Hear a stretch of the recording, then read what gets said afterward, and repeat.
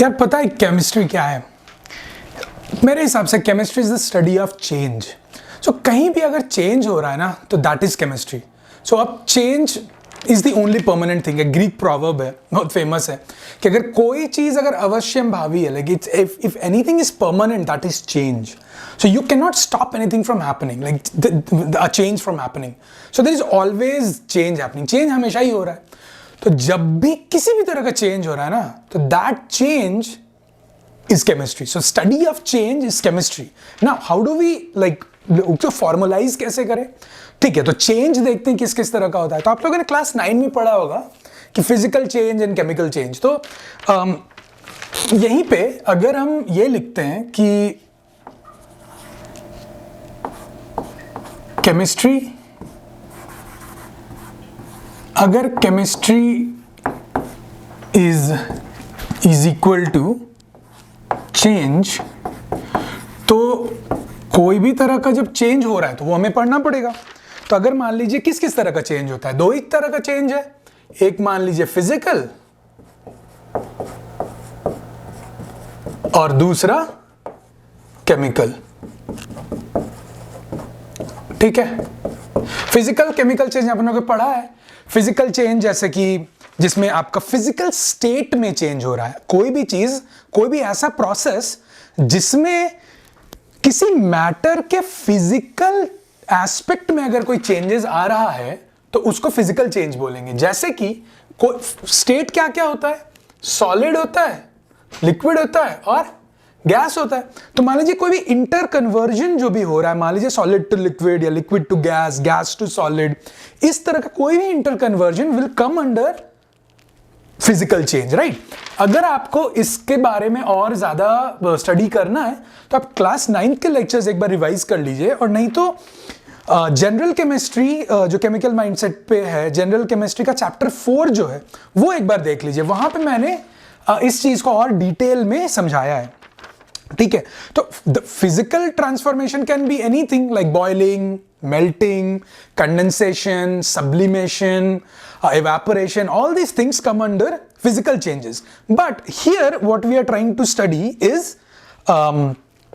chemical change, right? Now मैं बताऊं, पूरा केमिकल चेंज वाला ये जो पूरा फंडा एक वर्ड में समझाया जा सकता है। केमिकल चेंज इज, कैसे आप समझेंगे कि केमिकल चेंज हो रहा है? अगर केमिकल फॉर्मूला चेंज हो गया ना तो that is chemical change. It's that simple. और कुछ नहीं जानना है, मतलब आपके एनसीईआरटी के बुक में बहुत कुछ दिया हुआ है, लेकिन आई थिंक कि all those things have some kind of caveat. Caveat मतलब कि उसमें कुछ ना कुछ खामी है, मतलब उसको आप कहीं ना कहीं पे आप उसमें कुछ गड़बड़ है उस डेफिनेशन में। केमिकल चेंज का बहुत सिंपल सा डेफिनेशन यही होगा, अगर केमिकल फॉर्मूला में अगर कोई चेंज आ रहा है तो that is chemical change. So a chemical change कैसे समझाएंगे? The chemical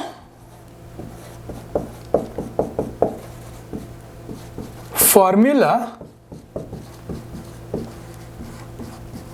changes.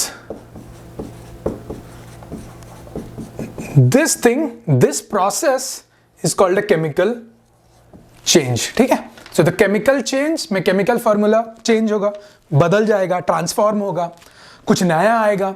अब देखिए, केमिकल फॉर्मूला अगर आपको नहीं पता है कि कैसे हो सकता है, तो ये इसको भी आप एक बार रिवाइज कीजिए। बहुत बेसिक चीजें हैं, जैसे कि एलिमेंट क्या होता है, एलिमेंट का सिंबल क्या होता है, कंपाउंड्स क्या होते हैं, कंपाउंड्स का फॉर्मूला क्या होता है।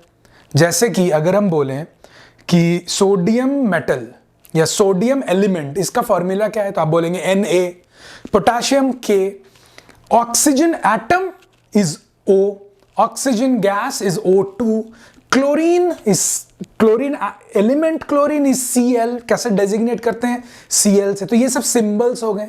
तो एलिमेंट्स का सिंबल होता है और कंपाउंड्स का फॉर्मूला होता है। ठीक है, फिर इसका एक और, यहां पे आप मिक्सचर्स भी पढ़े होंगे। सो आप होमोजेनस मिक्सचर्स, हेट्रोजेनस मिक्सचर्स पढ़े होंगे, है ना। तो इस तरह की जो चीजें हैं, बेसिक जो matter, solid, liquid, gas, homogeneous, heterogeneous, सब आपको पहले ही थोड़ा क्लियर होना चाहिए। तो इसके पहले जो क्लास 9th के जो लेक्चर्स है वो आप देख के, अगर आपको याद नहीं है तो तब जो भी केमिकल फॉर्मूला अगर कोई चीज का अगर वो चेंज हो रहा है तो वो आपका केमिकल चेंज होता है। सिंपल है, ठीक है, ओके।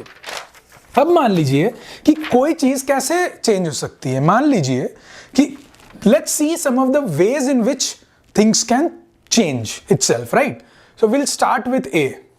क्या हो सकता है? मान लीजिए आपने कोई चीज से स्टार्ट किया, ठीक है। मान लीजिए मैं उस कोई भी ऑब्जेक्ट को ऐसे डेजिग्नेट कर रहा हूं, ठीक है। मान लीजिए ये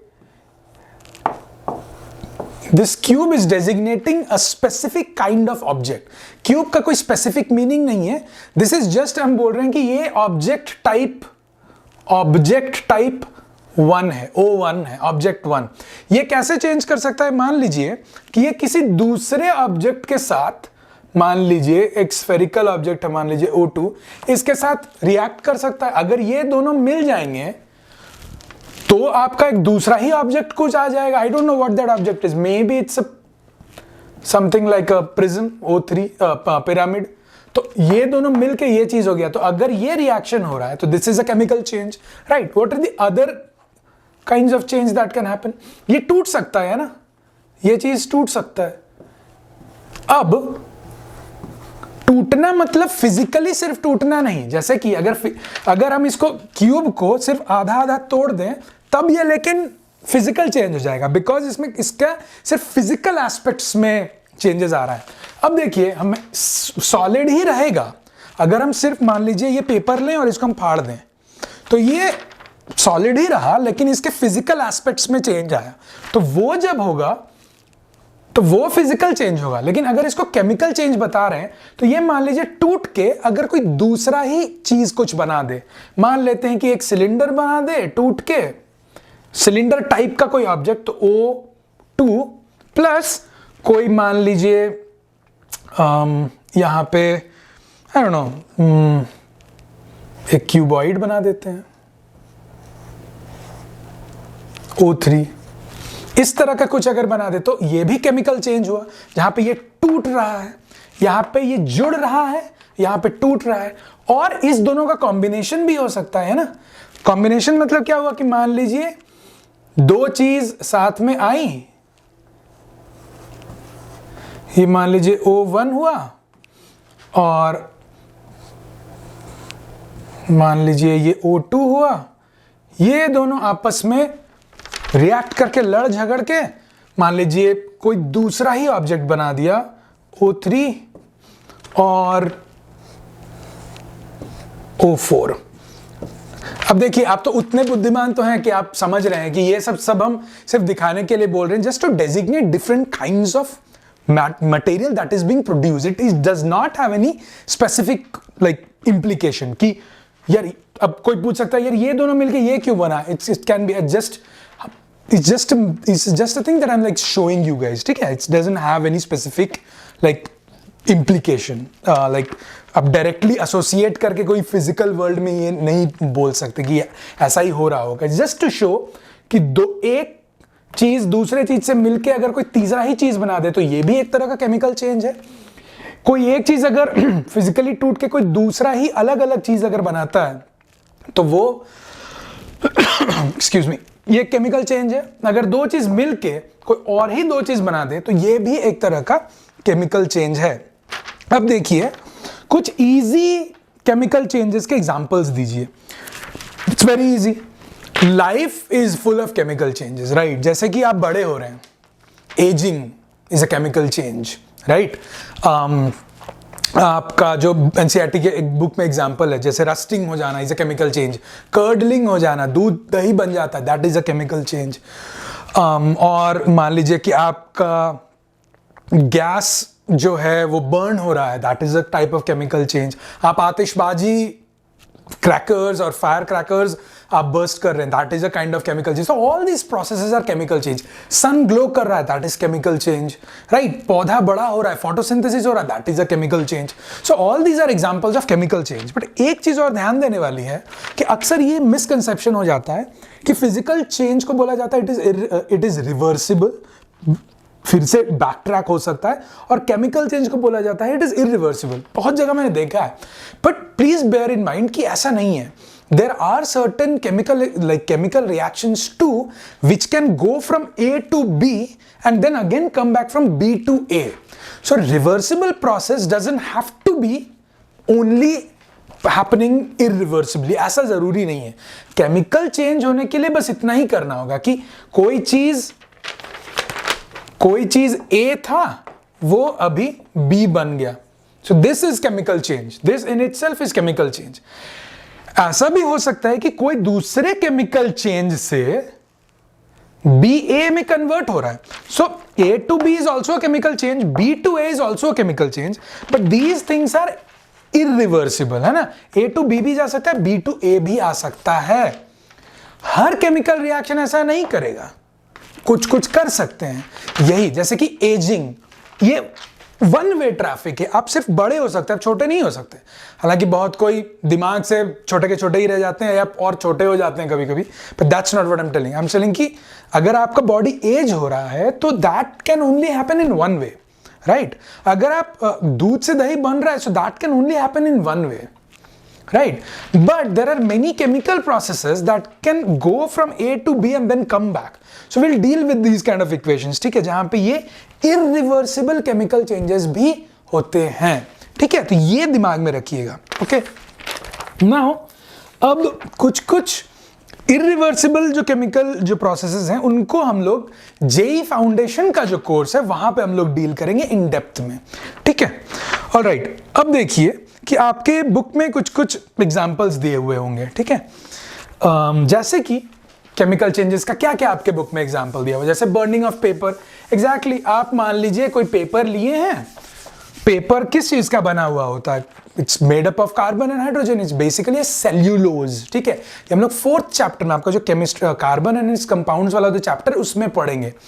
अब क्या होता है ना, जैसे कि ये देखिए पेपर है, ये सेल्यूलोज का बना हुआ है. इसको अगर हम बर्न कर देंगे तो ये जल जाएगा और आपको दे देगा ऐश. और क्या देगा? आपको देगा, मान लीजिए पेपर है, ये आपको बर्न हुआ और आपको दिया ऐश प्लस CO2 प्लस H2O और कुछ CO भी प्रोड्यूस होगा, कार्बन मोनोऑक्साइड. ये कार्बन डाइऑक्साइड है, ये वाटर है. Why? Because paper is made up of hydrocarbons. ये C और H का बना हुआ होता है प्राइमरीली. ठीक है, इसको जब बर्न करेंगे, अब बर्न मतलब क्या होता है ये समझिए फटाक से. बर्न मतलब किसी भी चीज का O2 के साथ रिएक्शन को बर्न कहते हैं. कोई भी चीज अगर O2 के फ्री सप्लाई में, अथाह O2 है, आपके पास कोई कमी नहीं है ऑक्सीजन का, अगर उस चीज के साथ अगर कोई चीज रिएक्ट कर रहा है तो उसी चीज को बर्निंग बोलेंगे. अब ये O2 है तो O क्या होगा? कार्बन के साथ जाके जुड़ जाएगा, हाइड्रोजन के साथ जाके जुड़ जाएगा और ऐश कुछ प्रोड्यूस होगा. अब ये ऐश क्यों प्रोड्यूस हो रहा है ये हम लोग सीखेंगे 4th चैप्टर में. ठीक है, तो ये हुआ एक टाइप का एक इक्वेशन जो कि एक बार अगर ऐश बन गया तो ये वापस नहीं आ सकता. तो ये हो गया इरिवर्सिबल केमिकल चेंज. केमिकल क्यों? बिकॉज पेपर का तो फॉर्मूला कुछ और था. I don't know, some big polymer type का, सेल्यूलोज इज अ पॉलीमर, वो भी बताएंगे. इसका फॉर्मूला अलग था कुछ. ऐसे सोचिए कि इसका फॉर्मूला कुछ इस फॉर्म में था, CXHY टाइप का कुछ था. और भी कुछ चीजें हो सकती हैं, वो भी बताएंगे. ये CXHY यहां पे और भी ऑक्सीजन हो सकता है. ठीक है, इस फॉर्म में कुछ था, कॉम्प्लिकेटेड सा फॉर्मूला. अभी देखिए वो केमिकल फॉर्मूला चेंज हो गया, तो ये क्या हो गया? ये केमिकल चेंज हो गया.